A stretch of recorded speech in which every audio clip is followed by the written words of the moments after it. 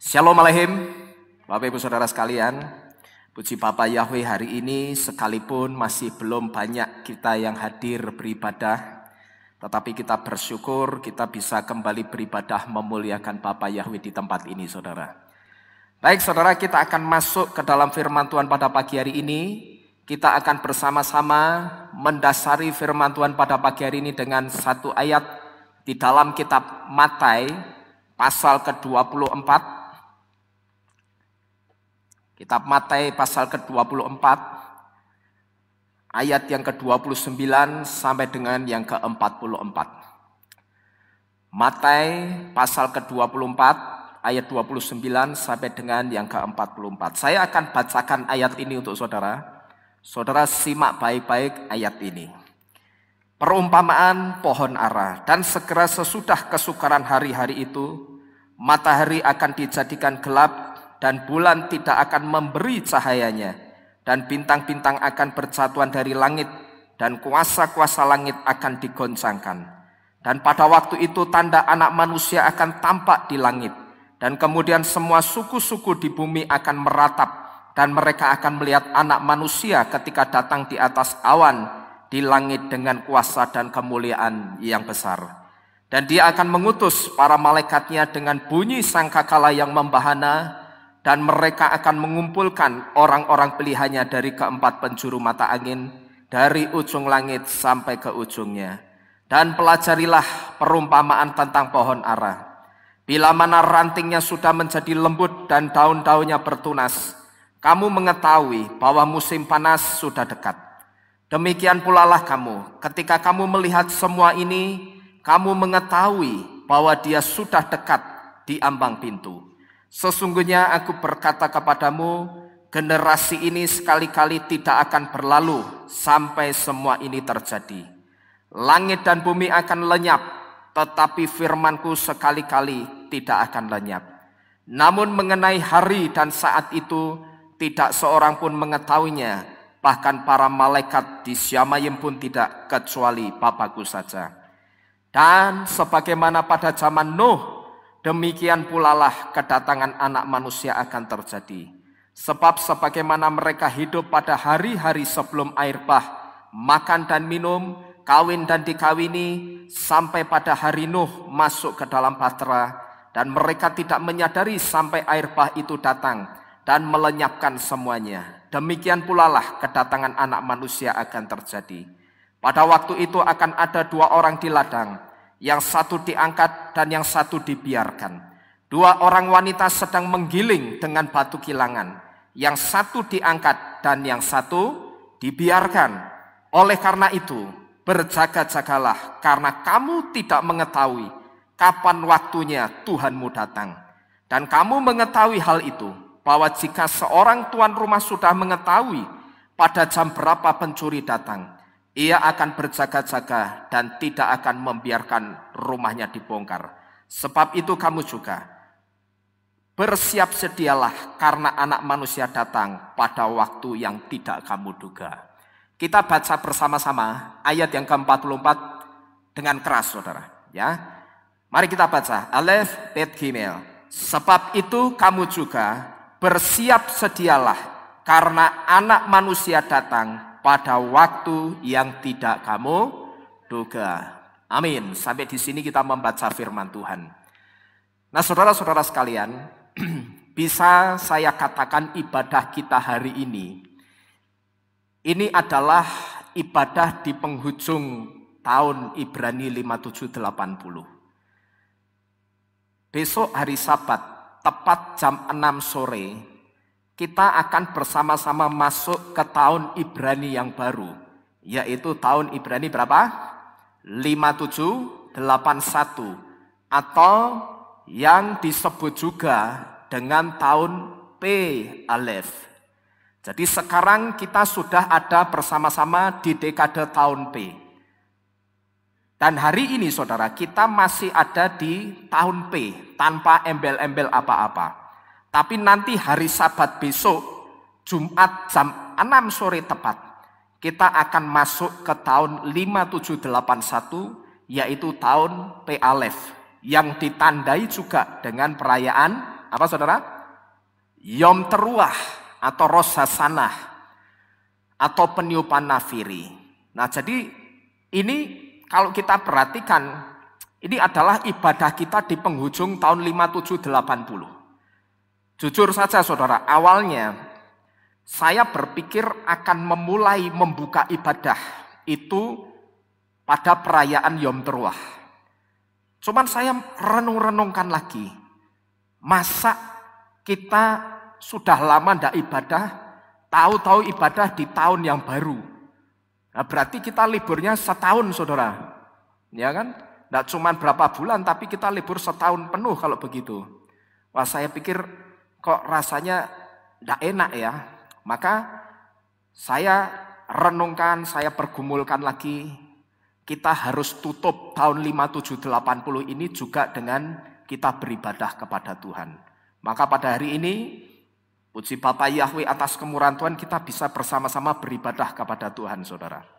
Nah, saudara-saudara sekalian, seperti yang saya beritahukan tadi, bahwa tepat pada hari Sabat, hari Jumat besok jam 6 sore, kita sudah masuk dalam perayaan Yom Teruah.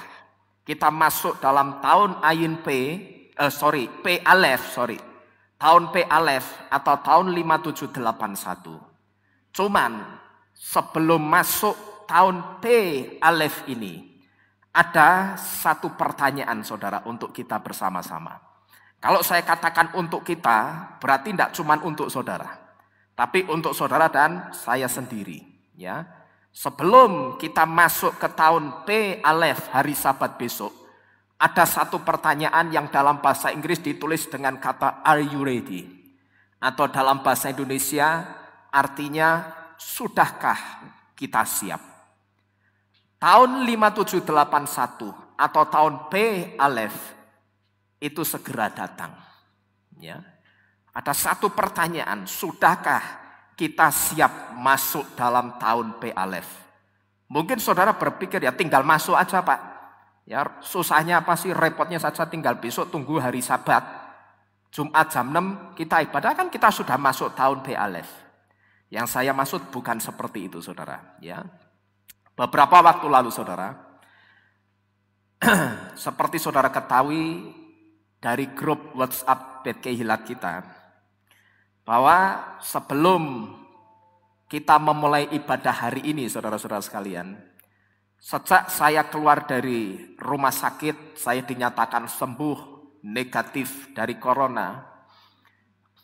Mulai kami masih menjaga jarak. Ya, saya dan istri dan anak-anak ini belum kumpul bareng-bareng.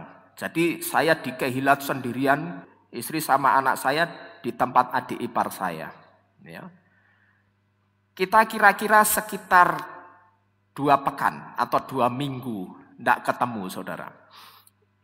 Nah terus setelah isolasi mandiri di rumah selesai, kami bisa berjumpa, kemudian rupanya tidak berhenti sampai di situ saudara-saudara sekalian. Kita mulai berkumpul bersama, berusaha mempersiapkan pekerjaan Tuhan, lalu kita mulai kembali. Saya sempat ikut bersama-sama anak-anak dan istri ke tempat adik ipar saya, di rumah adik ipar saya, tinggal di sana dalam beberapa hari, lalu kita kembali ke sini. Nah, saya berpikir saudara, wong cuman nunut beberapa hari, sepertinya barang yang kami bawa itu sedikit. Ternyata persis seperti orang pindahan saudara. Kerasanya begitu pulang kembali lagi ke sini, rupanya barang yang kami bawa itu mesti dilansir pakai mobil mungkin 3-4 kali saudara-saudara sekalian. Ya, jadi ternyata banyak. Lalu mulai ketika kami kembali ke tempat ini, kami mulai bersih-bersih, kami beres-beres Kehilat. Semuanya kami kerjakan berdua. Yang terkadang dibantu Pak Daryono, juga Pak Subur. Kita kerjakan pelan-pelan sebisa mungkin semampu kami.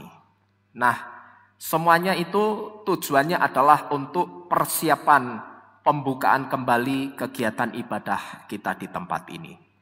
Nah, saudara-saudara sekalian, apa yang saya dan istri juga anak-anak lakukan untuk persiapan pembukaan ibadah kembali, itu saya sebut sebagai persiapan fisik. Ya. Dan terus terang saya katakan, karena kami banyak mempersiapkan kehilat untuk mulai ibadah. Jujur saya katakan saudara, untuk persiapan roh saya sendiri, untuk roh kami, persiapan roh secara khusus untuk saya sendiri, itu saya rasakan kurang saudara-saudara sekalian. Karena rupanya seperti saya ceritakan tadi, begitu balik ternyata barangnya banyak. Nah, kami harus membenahi satu persatu. Kami mesti membuat egg house di belakang, pasang ini, pasang itu, servis ini, servis itu, karena banyak barang seperti AC yang sudah ditinggal, tidak dipakai sekitar hampir 2 bulan. Itu mesti diservis dulu. Ya. Jadi banyak hal yang kami lakukan yang saya sebut dengan persiapan fisik. Nah, karena kami lebih banyak mempersiapkan kehilat untuk ibadah, rupanya kami sedikit terlena di situ, saudara. Waduh, kok persiapan roh kita kurang ya. Kita sudah berusaha ngerem. Pokok kita beres-beres bersih-bersih ini maksimal sampai 1 minggu sebelum ibadah. Saya bilang begitu. Tapi ternyata saudara, sampai kemarin sore hari Sabtu masih bersih-bersih. Ya, masih ada saja yang kurang saudara. Masih beres-beres, masih masang ini, masang itu. Ya. Jadi ternyata tidak selesai-selesai. Nah, rupanya apa yang kami lakukan persiapan fisik ini jujur saja menguras energi. Dan itu membuat persiapan roh kami, yang saya katakan lebih penting, itu jadi kurang saudara. Tetapi dengan adanya persiapan roh saya yang saya rasakan kurang, pagi ini saya bisa berbicara, memberikan nasihat untuk saudara-saudara sekalian. Ya, jadi memang saya rasakan kurang persiapan rohnya, tetapi justru dengan persiapan roh kami yang kami rasakan kurang, justru saya bisa berbicara kepada saudara, menasehati saudara dengan nasihat firman Tuhan. Bahwa pada zaman Roh Kudus yang sudah mendekati akhirnya ini, kita itu harus benar-benar membawa hidup untuk lebih banyak dalam persiapan roh menjelang kedatangan Tuhan Yesus. Kita kan sekarang sedang hidup di zamannya Roh Kudus. Betul saudara? Dulu pada waktu di kitab suci saudara membaca nama Abraham, saudara membaca nama Mose, itu adalah orang-orang yang bisa dikatakan hidupnya di zaman Bapa Yahweh. Lalu setelah zaman Bapa Yahweh berlalu, masuklah ke zaman nubuatan yang dimunculkan, yang saya sebut dengan zamannya Yesua. Bapa Yahweh menubuatkan bahwa aku akan membangkitkan seorang nabi yang sama seperti engkau Mose. Siapa saudara? Yesua. Maka setelah zaman Bapa Yahweh beralih ke zaman Yesua. Nah, kemudian setelah Yesua naik ke Syamayim, zaman beralih lagi, berganti lagi menjadi zaman Roh Kudus. Pertanyaannya, kapan itu zaman Roh Kudus? Zaman Roh Kudus itu pada saat Yesua naik ke surga, sampai dengan hari ini kita hidup. Jadi hari ini kita itu sedang menghidupi zaman Roh Kudus. Dan perlu saudara ketahui, zaman Roh Kudus itu tidak lama lagi akan berakhir. Jadi dengan kami kekurangan persiapan roh, jujur saja materi ini muncul, ada materi firman ini ada, itu karena diskusi kami saudara. Ya, malam-malam kami berdiskusi setelah doa malam dengan tim pelayanan.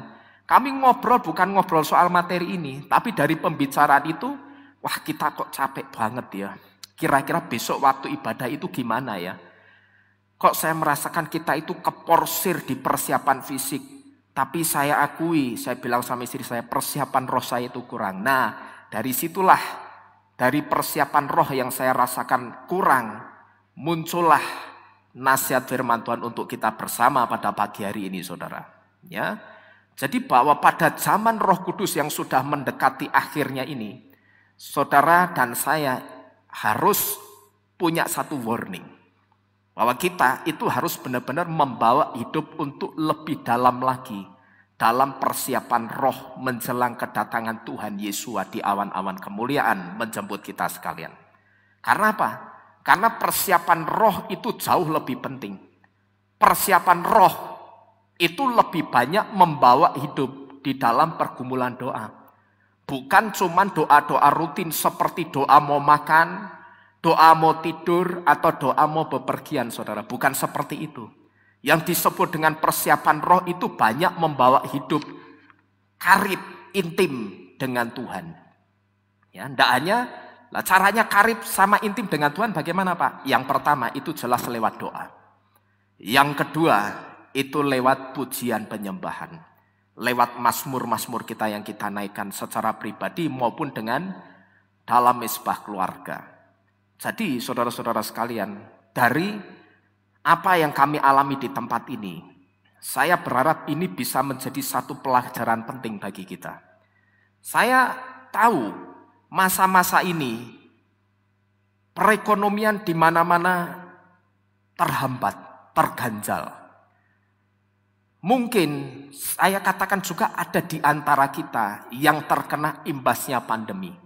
Nah, pada saat kita terkena imbasnya pandemi, mungkin kita berusaha untuk ulet, cari cara. Pokok bagaimana caranya supaya bisa kerja, dapat uang, perekonomian tetap jalan. Kan begitu saudara ya.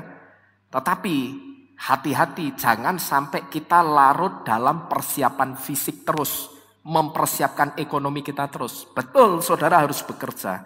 Tapi ingat, apa yang kami alami di tempat ini, energi kami terkuras ketika mempersiapkan terus bangunan fisik kehilat ini untuk segera ibadah.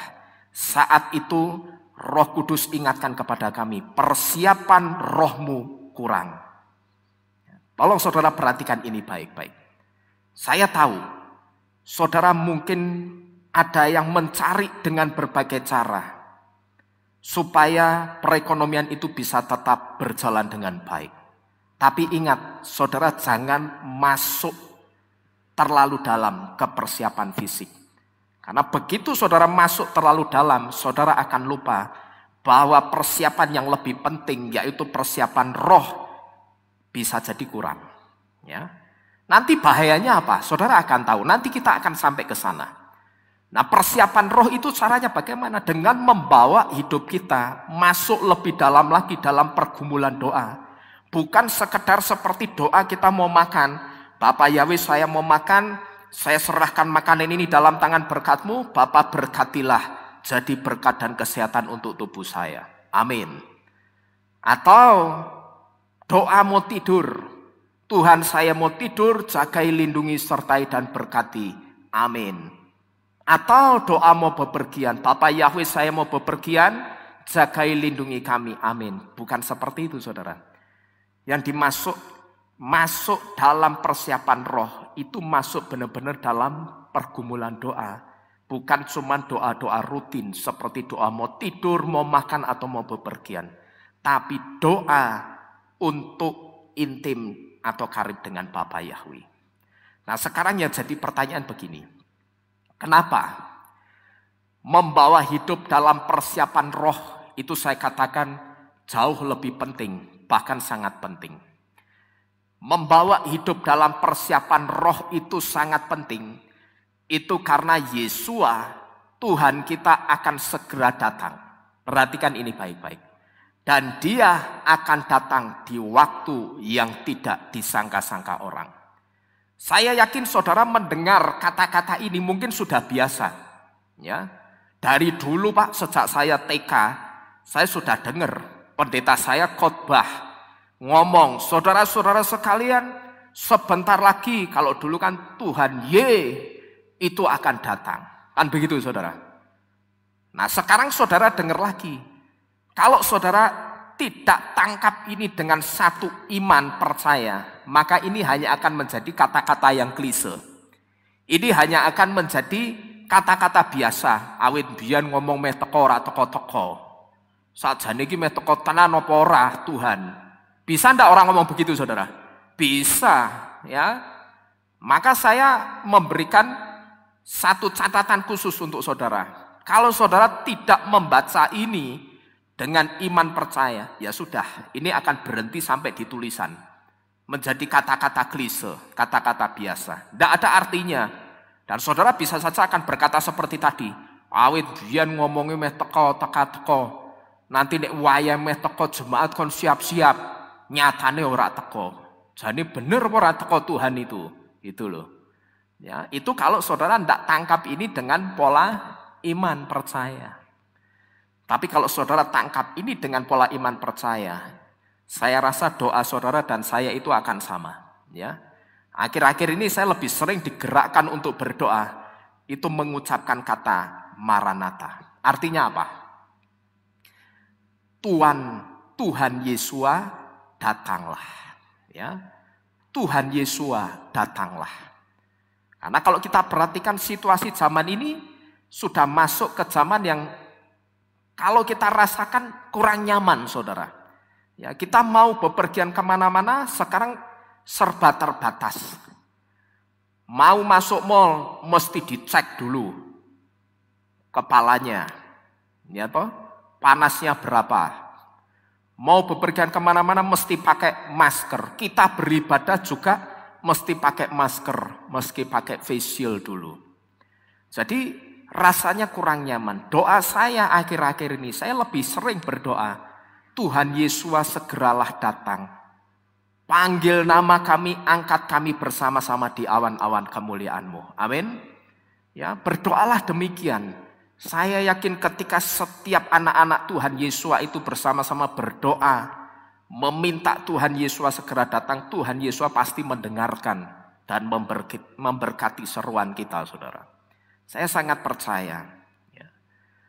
Nah, saudara-saudara sekalian, jadi kenapa kita harus membawa hidup dalam persiapan roh itu lebih penting? Itu karena Tuhan Yesus akan segera datang. Dan dia akan datang itu di waktu yang tidak disangka-sangka orang. Nah, ini kenapa kita itu harus membawa hidup kita itu benar-benar dalam persiapan roh. Saudara ingat baik-baik. Kisahnya 5 gadis bijaksana dan 5 gadis yang dikatakan bodoh. Kisahnya bagaimana? Di dalam kisah ini bisa saya katakan mempelai laki-lakinya, ini bisa saya katakan ya, datang itu untuk siapa saudara? Untuk gadis yang pelitanya masih menyala atau sudah mati? Masih nyala, ya. Nah, pelita bisa tetap menyala itu kalau ada apanya syaratnya? Kalau ada minyaknya, dan kita tahu minyak sesuai kitab Geliana 6 ayat 6 itu adalah simbol dari urapan. Dan urapan itu tidak lain datang dari Ruach HaKodes atau Roh Kudus. Nah, ini kenapa saya katakan persiapan roh menjelang kedatangan Yesua itu jauh lebih penting. Ingat, kita selalu mengimani bahwa dari 7 hari raya, yang 6 sudah digenapi, kurang 1 hari raya digenapi Yesua, yaitu tepat pada perayaan Yom Teruah. Hari raya Pesah, Tuhan Yesua sudah menggenapi dengan menjadi domba Pesah. Hari raya roti tidak beragi, hari raya yang kedua, Yesua menggenapi. Dia menjadi pribadi, segala pengajaran yang keluar dari mulut Yesua itu tanpa ragi manusia. Segala yang keluar dari mulut Yesua pengajarannya itu murni dari Bapanya Yahweh. Hari raya yang ketiga, buah sulung atau Yom HaBikurim, Yesua menggenapi sebagai yang sulung atau yang pertama yang bangkit dari kematian. Syafuot digenapi. Yesua bangkit, dia bilang, aku akan mengirimkan engkau penolong, yaitu Ruach HaKodes. Digenapi enggak? Genapi, buktinya kita sekarang masuk dalam zamannya Roh Kudus. Lalu hari yang raya kelima sudah digenapi belum? Belum. Hari raya yang ke-6, lompat loh saudara. Renungkan ini baik-baik. Lompat hari raya yang ke-6. Yom Kippur pendamaian digenapi.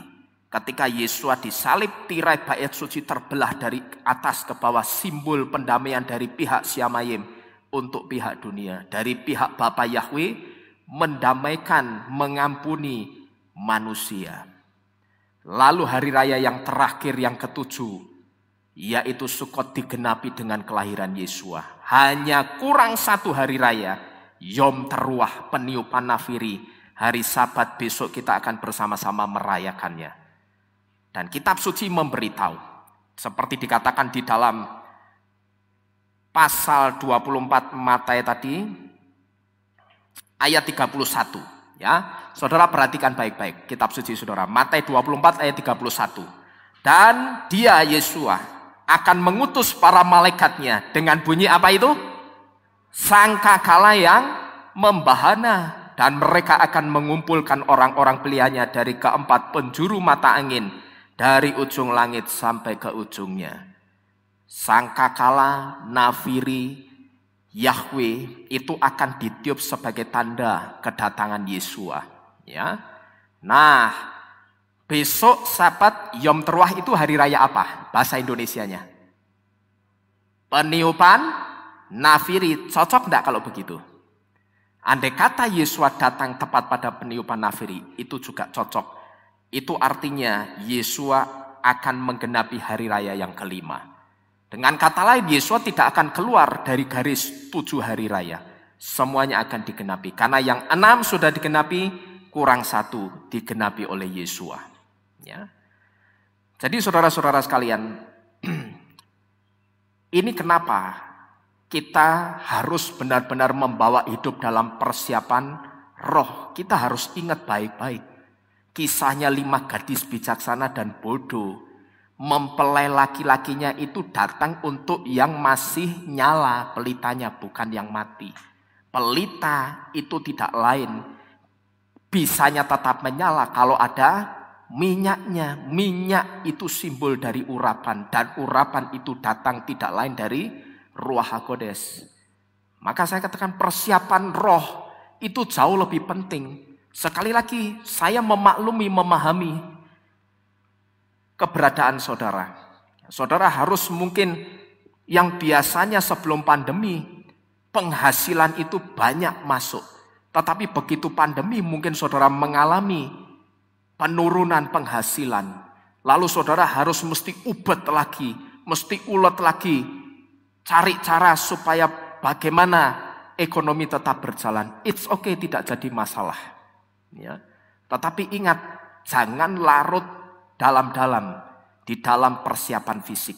Ingat ini, persiapan roh itu jauh lebih apa?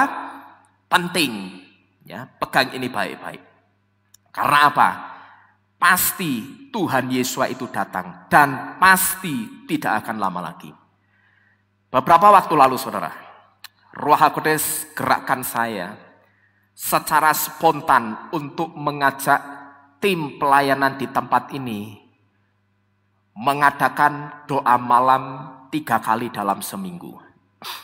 Sekalipun kami baru melakukan doanya itu secara online. Ya. Tetapi hikmat ini pun saya tangkap dengan spontan. Roh Kudus gerakkan supaya di dalam tubuh tim pelayanan itu adakan hubungan yang lebih intim lagi dengan Tuhan. Supaya pelayanan pekerjaan Tuhan di tempat ini diberkati Bapa Yahweh. Dan saya mau mengajak saudara juga untuk banyak berdoa.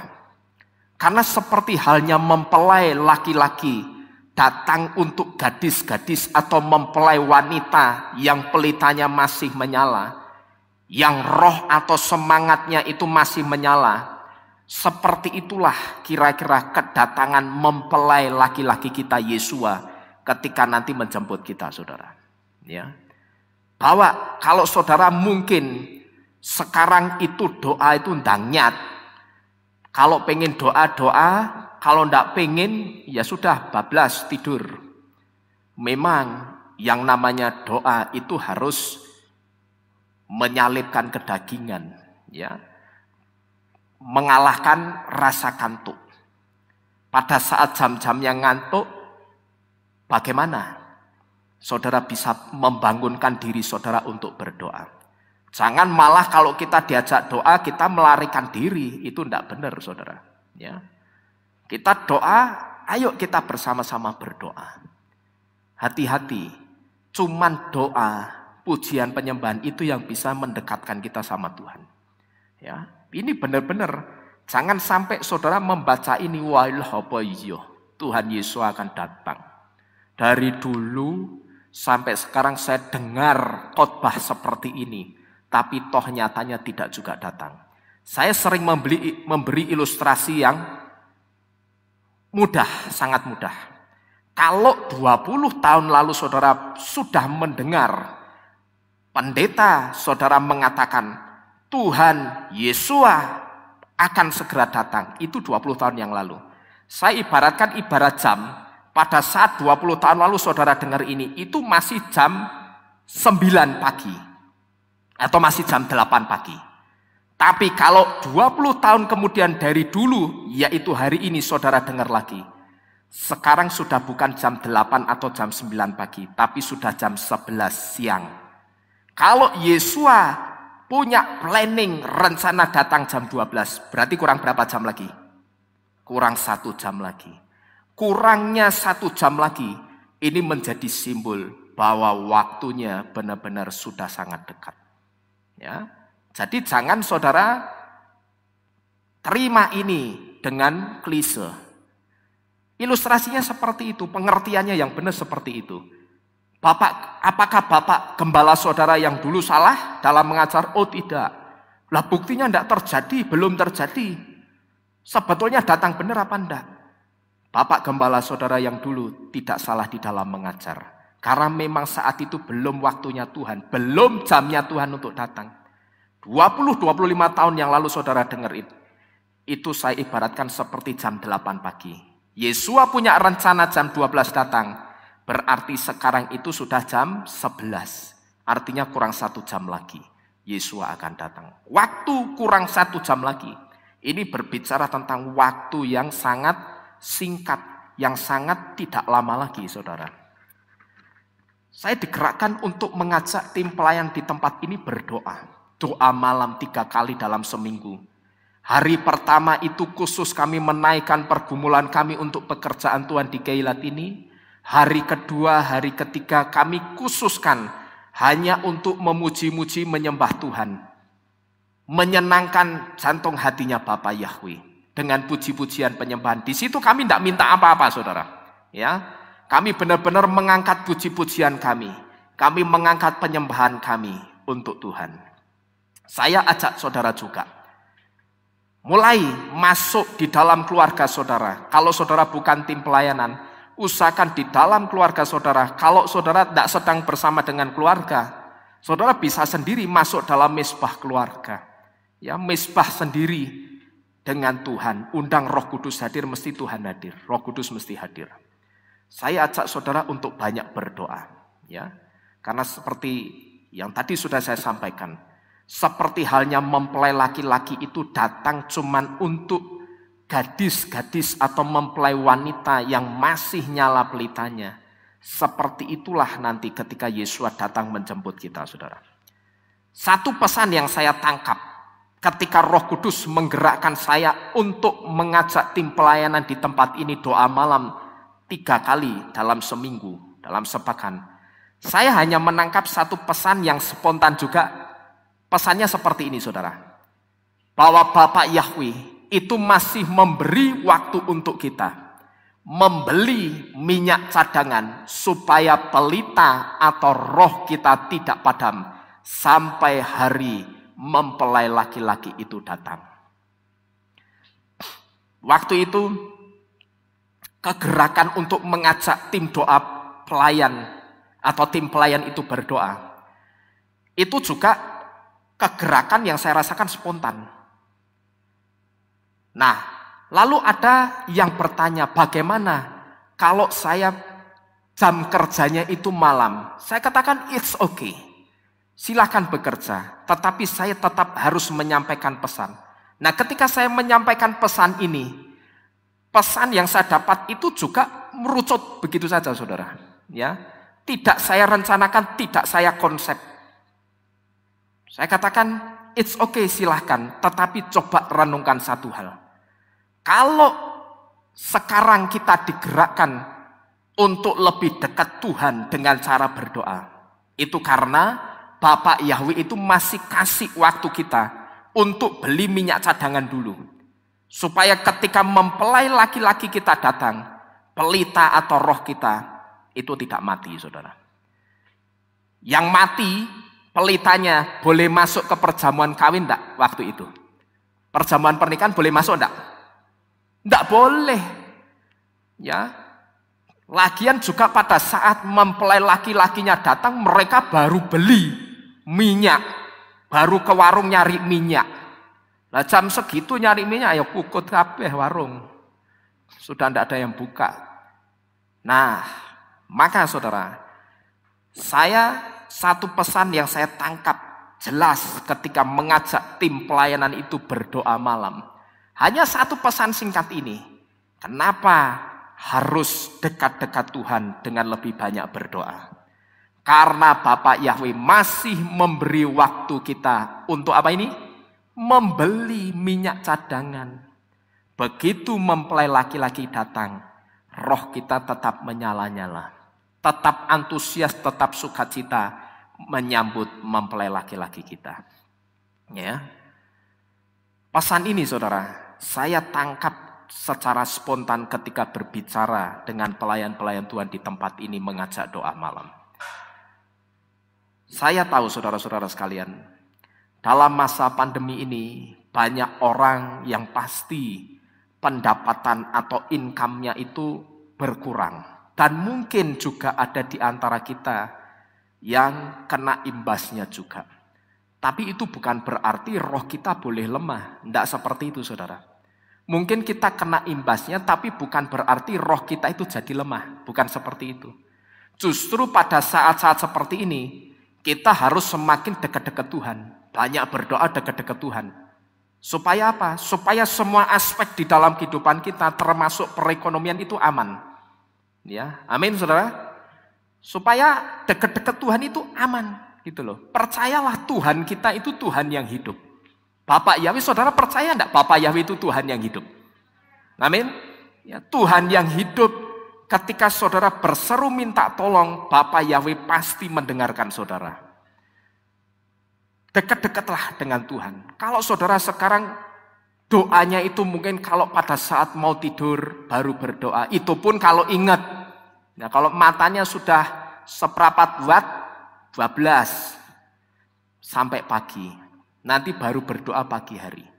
Sekarang saudara harus mulai memberikan perhatian yang lebih untuk persiapan roh saudara. Ya, jangan sampai begitu mempelai laki-laki datang, saudara masih dalam keadaan ngoroh. Jangan sampai seperti itu saudara. Ya, bahaya. Memang pada saat menunggu mempelai laki-laki yang tidak datang-datang, orang ngapain? 5 gadis itu ngapain? 10 gadis ngapain itu? Ngantuk. Ya kan? Ngantuk ini gambaran imannya yang mulai tidur. Gitu loh. Mulai merasa, ya seperti tadi yang saya katakan, bener ndak sih datang, gitu loh. Wong dari dulu diomongkan seperti ini tapi kok ndak datang-datang. Saudara paling gampang pegang itu kitab suci. Kalau kitab suci sudah nulis, itu mesti terjadi. Ya. Kitab suci sudah ngomong di ayat yang ke-31 dan dia ayat 30. Dan pada waktu itu tanda anak manusia akan tampak di langit dan kemudian semua suku-suku di bumi akan meratap dan mereka akan melihat anak manusia ketika datang di atas awan di langit dengan kuasa dan kemuliaan yang besar. Kalau kitab suci sudah ngomong seperti ini digenapi enggak kira-kira? Pasti digenapi, ya. Pegang saja yang tertulis di sini. Kalau ini sudah ditulis berarti ini sudah dimeteraikan. Kalau sudah dimeteraikan berarti pasti jadi. Terkecuali tidak ada meterainya. Meterainya siapa? Meterainya yang nama Yesua. Gitu loh. Sang Amin sesuai kitab Gileana. Meterainya Yesua itu sendiri. Nah yang datang siapa? Juga Yesua itu sendiri. Jadi kalau ini sudah menulis, kitab suci sudah menulis, itu mesti terjadi. Mesti digenapi. Tinggal kita nunggu. Nah pada saat nunggu, sekarang ini Bapak Yahweh masih kasih waktu. Sana beli minyak ya buat cadangan. supaya rohmu itu tidak padam ketika anak manusia mempelai laki-laki itu datang kembali menjemput engkau. Amin saudara. Saudara mau mulai hari ini ya. Jadi selesai kita mendengar firman ini, selesai kita ibadah, hari ini bikin satu komitmen. Malam ini saya akan membangun mezbah doa. Keluarga saya akan saya ajak. Mereka tidak mau, saya akan berdoa sendiri. Begitu saja saudara. Ya. Saudara mengajak keluarga untuk mezbah doa. Itu sebetulnya saudara sedang ngajak keluarga saudara selamat. Tapi perhatikan baik-baik. Di waktu yang seperti ini, yang sudah sangat dekat dengan kedatangan Tuhan Yesus. Kalau orang diajak selamat tidak mau, selamatin diri saudara sendiri. Paham saudara? Ya, saudara ajak suami saudara, ajak istri saudara, diajak doa kelelat-kelelet, tinggal. Maka digenapi firman Tuhan. Ada 2 orang di ladang, yang satu diangkat, yang satu ditinggal. Ada 2 orang di tempat tidur, yang satu diangkat dan satu ditinggal. Demikian pula saudara seorang suami ngajak istri anak kelelat-kelelet tinggal. Doa sendiri. Dengan kata lain saya sedang memberitahu. Saudara ngajak orang selamat tapi orang itu berat melangkah tinggal. Ya. Saya rasa firman Tuhan di dalam kitab suci yang dikatakan ada 2 orang di tempat tidur yang satu diangkat satu ditinggalkan itu jelas. Ini memberitahu kita soal keselamatan itu tidak gandeng geret. Ya, tidak gandeng geret saudara. Jadi belum tentu seorang suami istri, sepasang suami istri sekalipun dikatakan ketika dalam pemberkatan pernikahan bahwa suami istri itu bukan lagi 2 tapi berapa? 1, no more twain but one flesh. Ya, bukan lagi 2 tapi 1. Sekalipun dikatakan 1, tapi nyatanya firman Tuhan ngomong apa? Ada 2 orang di tempat tidur, yang satu diangkat, satu ditinggal. 2 orang di tempat tidur. Ini ilustrasi yang paling jelas untuk suami dan istri. Gitu loh saudara. Gambaran suami dan istri. Artinya Bapak Yahweh sedang memberitahu apa? Soal keselamatan itu tidak gandeng geret. Maka kalau saudara ajak suami, istri, anak saudara untuk membangun mezbah doa, mereka berat, rasanya berat, kelelat-kelelet, tinggal. Ya, tinggal doakan mereka dalam mezbah saudara. Doakan mereka supaya Roh Kudus jamah hati suami, istri atau anak saudara juga masuk dalam mezbah doa. Usahakan bisa dalam satu keluarga, itu jauh lebih baik. Jadi saudara-saudara sekalian, coba mulai hari ini, mumpung masih ada kesempatan, masih ada waktu ini, ya, belilah minyak. Sekarang minyak di dalam saudara itu masih ada, roh di dalam saudara, Roh Kudus masih ada. Cuman saya tidak tahu masih seberapa yang tahu saudara. Indikatornya minyaknya masih banyak atau sedikit, itu gampang. Pada saat ujian seperti ini, masa pandemi seperti ini, bagaimana saudara mengiring Tuhan itu, apakah masih menyala-nyala, masih semangat atau justru nglogro? Nah itu indikatornya yang paling gampang. Kemudian indikator yang paling gampang juga, pada saat masa-masa seperti ini, perekonomian saudara mungkin terkena imbas pandemi. Masihkah saudara itu setia berdoa, banyak berdoa dekat-dekat Tuhan? Atau saudara justru berpikir, wah doa ya podo wae, isih angel, ya terjadilah apa yang saudara katakan, selamanya akan tetap masih sulit. Jadi jangan pernah berkata, hati-hati dalam masa-masa seperti ini, hati-hati benar bicara, ngomong hati-hati benar saudara. Ya. Saya akui, mendekati waktu-waktu ibadah ini, setan bekerja, berusaha untuk melemahkan iman kami, saudara. Ya, dia pakai orang-orang tertentu untuk berusaha membuat intimidasi di dalam kami. Yang nanti suatu saat saya akan sampaikan itu juga kepada saudara.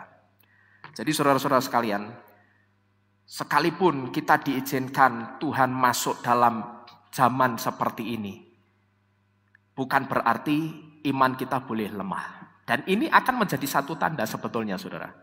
Masuknya kita ke zaman seperti ini berarti memang benar Yesua itu tidak lama lagi datang. Pasti datang. Ya, ini yang pertama. Kenapa persiapan roh itu lebih penting daripada persiapan fisik? Kemudian yang kedua, kenapa membawa hidup dalam persiapan roh itu lebih penting? Perhatikan ini baik-baik. Ini sangat penting, saudara. Karena firman Tuhan memberitahu bahwa orang yang dikatakan benar sekalipun itu hampir-hampir tidak diselamatkan. Nah, terus bagaimana dengan orang yang seenaknya? Ya. Coba kita baca Alef Kepa atau 1 Petrus 4 ayat yang ke-18.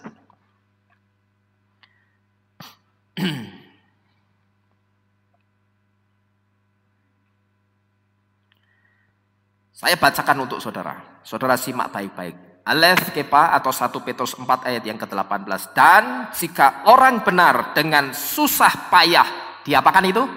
Diselamatkan, di manakah orang fasik dan orang berdosa akan nampak.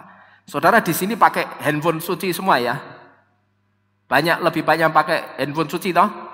Nah sekarang saudara tap atau klik garis 3 yang ada di atas itu.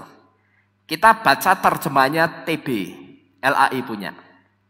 Di situ dikatakan, dan jika orang benar hampir-hampir tidak diselamatkan, apakah yang akan terjadi dengan orang fasik? Ya, kenapa saya katakan persiapan roh itu jauh lebih penting ketimbang persiapan fisik kita, ketimbang kita sibuk dengan persiapan fisik kita. Sekali lagi saya tahu, saudara harus bekerja untuk memenuhi kebutuhan hidup saudara. Itu benar. Tapi ingat, jangan larut dalam persiapan fisik terus. Ingat, persiapan roh itu lebih penting. Karena nanti jangan sampai mengalami seperti apa yang kami alami. Begitu dekat waktunya ibadah, energi kami keporsir, persiapan roh kami kurang. Sekalipun dengan persiapan roh kami yang kurang, di situ ada hikmat Tuhannya. Saya jadi bisa berbicara, menasihati saudara pada pagi hari ini. Ya, jadi semua itu tidak kebetulan. Tuhan izinkan energi kami keporsir, persiapan roh kami kurang, sehingga kami, secara khusus saya, bisa berbicara pada pagi hari ini. Ya, tetapi ada hal kedua, kenapa persiapan roh itu lebih penting? Karena orang yang benar itu hampir-hampir tidak diselamatkan. Bagaimana dengan orang fasik? Orang fasik itu juga simbol orang yang imannya seenaknya. Memang saya katakan orang yang selalu berdoa sekalipun itu belum tentu dideteksi Tuhan sebagai orang benar. Ya, perhatikan ini baik-baik. Ini catatan. Orang yang setiap hari hidupnya berdoa, hanya berdoa. Mungkin dia makan sehari cuma sekali, lalu waktu-waktunya dalam 24 jam itu banyak dihabiskan dengan berdoa. Tetapi saya katakan belum tentu juga orang itu dideteksi Tuhan sebagai orang benar.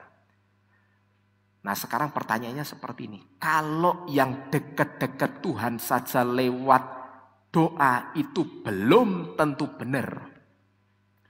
Terus bagaimana dengan orang yang tidak pernah berdoa sama sekali? Ya. Ataupun kalau berdoa itu cuman rutinitas. Cuman kalau mau tidur baru berdoa, cuman kalau mau makan baru berdoa, atau mau bepergian baru berdoa. Itu saja kadang bepergian asal ngeluyur.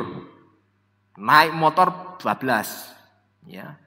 Nggak minta penyertaan Tuhan sama sekali. Nggak berdoa sama sekali. Jadi saudara, pada pagi hari ini, saudara yang berdoa, untuk berdoa itu cuman rutinitas. mulailah hari ini ambil sikap untuk membawa hidup saudara lebih dalam lagi dalam roh doa. Ya. Supaya apa? Saudara itu dengar-dengaran suaranya Tuhan. Sering dengar-dengaran suaranya Tuhan gitu loh saudara. Apalagi dalam masa-masa seperti ini. Ini masa-masa yang saya sebut sensitif. Saya dengar di Jakarta itu akan dimulai PSBB, pembatasan sosial berskala besar. Semacam lockdown lah, tapi dalam skala lingkup yang lebih kecil karena hanya Jakarta. Kalau di Semarang itu istilahnya pembatasan kegiatan masyarakat. Coba saudara renungkan, ini masa-masa yang sensitif. Kalau PSBB terlalu lama, memang ada dampak baiknya. Orang yang terpapar corona angkanya bisa menurun. Tetapi ketika di PSBB ekonomi jadi terhambat, ini bisa memunculkan kejahatan-kejahatan di mana-mana. Ya. Nah ini waktu-waktu yang bisa saya sebut sebagai waktu-waktu yang jahat. Yang disebutkan firman Tuhan, inilah waktu-waktu yang jahat itu yang seperti ini. Artinya seperti si malakama. Diambil kebijakan seperti ini salah, diambil kebijakan seperti ini salah. Itu loh saudara. Maka saya sebut juga ini waktu-waktu yang sensitif. Kita harus hati-hati. Tapi kalau saudara dekat dengan Tuhan, dekat-dekat dengan Tuhan lewat doa, saudara akan dengar-dengaran suara Tuhan. Satu di antaranya, suara Tuhan itu pasti akan berbicara, suara Roh Kudus lebih tepatnya saya katakan saudara ya. Saudara akan dengar-dengaran suara Roh Kudus. Kalau Roh Kudus itu banyak berbicara kepada saudara, itu enak. Mau ada kejadian apa, kita akan diberitahu dulu. Nah kalau kita sudah diberitahu dulu, tentunya kita bisa mengambil langkah atau sikap yang lain supaya kita tidak terkena dampak atau imbas dari kejadian yang tidak baik. Tapi itu saudara harus dekat-dekat benar dengan Tuhan. Banyak berdoa, banyak bergumul. Yang saya sebut dengan membawa hidup dalam roh doa. Sekali lagi, membawa hidup dalam roh doa itu bukan seperti doa rutin makan, minum, tidur, mau pergi itu bukan. Tapi benar-benar bergumul, menyembah Tuhan. Ya. Saya percaya Roh Kudus pasti akan berbicara kepada saudara. Memberikan hal-hal yang membuat saudara itu aman. Berbicara, memberitahu sesuatu sehingga ketika saudara melangkah itu saudara akan melangkah dengan aman dimanapun saudara. Amin. Syaratnya cuma satu, dekat-dekat Tuhan. Banyak benar-benar dekat Tuhan. Ya. Orang dekat Tuhan itu enak saudara.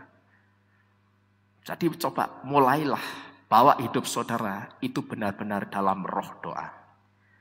Kemudian yang ketiga, kenapa membawa hidup dalam persiapan roh itu jauh lebih penting ketimbang persiapan fisik kita yang terlalu dalam. Membawa hidup dalam persiapan roh itu lebih penting, itu supaya minyaknya tidak rusak. Maksudnya apa ini? Kita buka Giliana pasal 6 ayat yang ke-6. Giliana atau kitab Wahyu pasal 6 ayat yang ke-6. Saya akan bacakan untuk saudara. Dan aku mendengar suara di tengah-tengah keempat makhluk hidup itu yang berkata, setakar gandum sedinar dan 3 takar jelai sedinar. Tetapi jangan engkau merusak minyak zaitun dan air anggur itu. Di depan tadi saudara, kita sudah diberitahu minyak itu artinya urapan, tidak hanya simbol urapan, tetapi minyak itu sendiri artinya urapan. Dan urapan itu datang tidak lain dari Roh Kudus. Urapan itu bicara tentang Roh Kudus. Nah, kalau kita itu tidak pernah membawa hidup dalam roh doa, itu sama saja kita tidak pernah menyapa Roh Kudus. Kalau Roh Kudus itu tidak pernah disapa, saudara, kira-kira betah tidak Roh Kudus itu di dalam hidup kita? Betah tidak, saudara? Saudara kedatangan tamu, persilahkan masuk memang, tapi begitu di dalam jarno wae, ya, dua-duanya diam semua, tidak diajak ngomong. Kalau diajak ngomong, yang jawabnya sak kecap. Kira-kira tamu ini betah tidak, saudara? Enggak betah. Nanti tunggu aja, enggak lama kan pulang, pamitan. Ya. Nah, kalau saudara enggak pernah membawa hidup dalam roh doa, itu sebetulnya sama seperti saudara kedatangan tamu tapi enggak saudara sapa. Roh Kudus itu ada di dalam saudara, harus disapa. Karena kalau saudara tidak menyapa Roh Kudus, perhatikan ini baik-baik. Sebetulnya saudara itu sedang merusak minyaknya. Ya. Jadi persiapan roh itu lebih penting, saya katakan, menjelang kedatangan Yesua. Itu supaya apa? Roh Kudus itu tidak pergi dari kita. Loh Pak, bukannya Roh Kudus pergi itu kan kalau saya udut, kalau saya ngerokok. Katanya tubuhmu baitnya roh. Bapak kan pernah ngajar, jadi kalau tubuhnya baitnya roh ya jangan udut, jangan ngerokok. Roh Kudus jangan diasapin terus, itu benar. Ya. Tetapi saudara ketika tidak membawa hidup dalam roh doa, sebetulnya saudara sedang merusak minyaknya itu, saudara. Minyak itu simbol atau artinya urapan. Urapan itu tidak lain berbicara tentang Roh Kudus. Jadi membawa hidup dalam persiapan roh pada masa-masa ini itu jauh lebih penting ketimbang persiapan fisik. Supaya apa? Roh Kudus itu tidak pergi dari kita. Ya. Supaya minyaknya itu tidak rusak. Kita tidak pernah tahu, saudara, apakah pada perayaan Yom Teruah, hari Sabat besok, Tuhan Yesua akan datang atau tidak, kita tidak pernah tahu. Ya. Kalau datang, saya katakan, oh haleluya, puji Bapa Yahweh. Karena sekarang pun saya selalu berdoa, ketika berdoa saya selalu mengatakan Maranatha, Tuhan Yesua datanglah, angkat kami dan selamatkan kami. Ya. Tapi kita tidak pernah tahu, pada perayaan Yom Teruah tahun Ibrani yang berapa, kita tidak pernah ngerti. Pada saat kita keluar dari tahun 5779, kita masuk tahun 5780 sekarang ini, tahun kemarin, kita merayakan Yom Teruah. Kita juga berharap dengan harapan yang sama, Tuhan Yesus datang. Tapi kenyataannya sudah datang belum? Belum. Apakah itu artinya Yesus tidak akan datang, saudara? Tidak, pasti akan datang. Ya. Maka seringkali dalam setiap pengumuman saya pada perayaan Yom Teruah, usahakan jemaat Tuhan jangan sampai melewatkan perayaan ini. Karena dari 7 hari raya, yang 6 sudah digenapi, kurang 1 yang digenapi Yesua. Dan Yesua tidak akan keluar dari garis 7 hari raya. Semuanya akan digenapi. 6 sudah digenapi, yang 1 mesti digenapi. Tidak mungkin 6 digenapi, 1 ditinggal, tidak mungkin. 1 bolong, tidak mungkin, saudara. Ya. Jadi kita masuk dalam persiapan roh itu supaya minyak kita tidak rusak. Kita tidak pernah tahu Tuhan Yesus besok Sabat datang. Saya katakan haleluya, puji Bapa Yahweh. Inilah yang saya tunggu-tunggu, ya. Dan inilah yang ditunggu-tunggu orang yang utangnya banyak juga. Ya toh? Lunas toh berarti? Lah iya, nah, sudah terangkat Tuhan sudah datang kan lunas. Mau nagih kemana? Ke surga? Ya enggak bisa. Ya, jadi tapi yang terpenting yang kita tunggu-tunggu kedatangan Yesus itu motivasinya benar. Wah, mbok Tuhan Yesus yang datang ya aku sedoyo ya debt kolektor. Bukan seperti itu, saudara ya. Tuhan Yesus datanglah. Ya, selamatkan kami, angkat kami. Amin. Jadi saudara, pagi ini 3 pesan singkat mengingatkan kita bahwa persiapan roh menjelang kedatangan Yesus itu jauh lebih penting. Itu karena yang pertama, Yesus akan segera datang.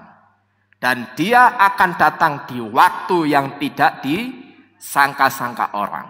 Nah kok tadi Bapak ngomong, seolah-olah Bapak itu seperti tahu Tuhan Yesus akan datang. Lah tapi di sini kok ditulisnya tidak disangka-sangka orang. Ini pun juga kalimat yang ditulis di dalam kitab suci. Ya, coba saya carikan sebentar. Oh, di handphone ini coba. Dengan kalimat yang seperti itu juga, saudara.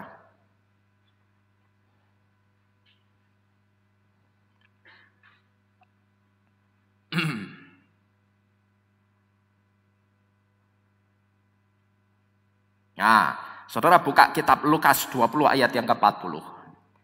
Kalimatnya kan mirip-mirip sama ini. Ya. Kitab Lukas pasal ke-12 ayat yang ke-40. Saya bacakan buat saudara, saudara simak baik-baik. Ayo kita baca aja ya, sama-sama ya. Lukas 12 ayat yang ke-40. Sudah ketemu semua? Di perjanjian lama nyarinya. Sudah ketemu ya? Belum? Ya oke, kita baca bersama-sama. Alef, Bet, Gimel. Oleh karena itu, kamu pun bersiap sedialah, karena anak manusia datang pada saat kamu tidak menyangka. Pada saat orang tidak menyangka-nyangka. Kita berpikir, bisa juga kita berpikir seperti apa yang diajarkan kepada kita. Yesua kemungkinan besar, maka saya tulis dengan kata kemungkinan besar. Ketika dia datang, dia akan datang tepat pada perayaan Yom Teruah. Karena hanya hari raya Yom Teruah yang belum digenapi. Tapi kira-kira kalau Yesua mau datang sebelum perayaan Yom Teruah, bisa enggak saudara? Bisa. 5 menit saya selesai bicara ini, atau 5 menit ke depan, Yesua datang. Bisa? Bisa. Sangat bisa sekali. Karena sudah dikatakan tidak disangka-sangka orang. Di waktu yang tidak disangka-sangka orang. Itu. Dulu kita tidak pernah tahu. Ketika kita diajar, ketika ditanya, lah Tuhan itu datangnya kapan? Oh, tidak ada yang tahu. Wong firman Tuhan aja ngomong kok, bahwa seorang pun tidak tahu, malaikat tidak tahu, kecuali Bapa yang di surga. Nah, orang kalau sudah ditanya begitu, tidak bisa jawab. Kelakep, saudara. Tapi begitu kita masuk dalam pola Ibrani, sekarang kita ngerti. Satu gambaran diberikan kepada kita, bahwa Yesua itu tidak akan keluar dari garis 7 hari raya. Kalau 6 sudah digenapi, 1 ini pasti juga digenapi. Cuman pada perayaan Yom Teruah, tahun Ibrani yang keberapa, itu kita yang tidak tahu. Itulah yang dimaksud dengan waktu yang tidak disangka-sangka. Mungkin kita menyangka, oh kemungkinan pada tahun Ibrani 5781. Ini menyangka toh? Ternyata 5781 tidak datang. Itu loh saudara ya. Jadi untuk tepat pada perayaan apa dia akan datang, kita diberitahu. Begitu kita masuk ke pola Ibrani. Pada saat kita masih ada di pola Yunani dulu kita tidak ngerti.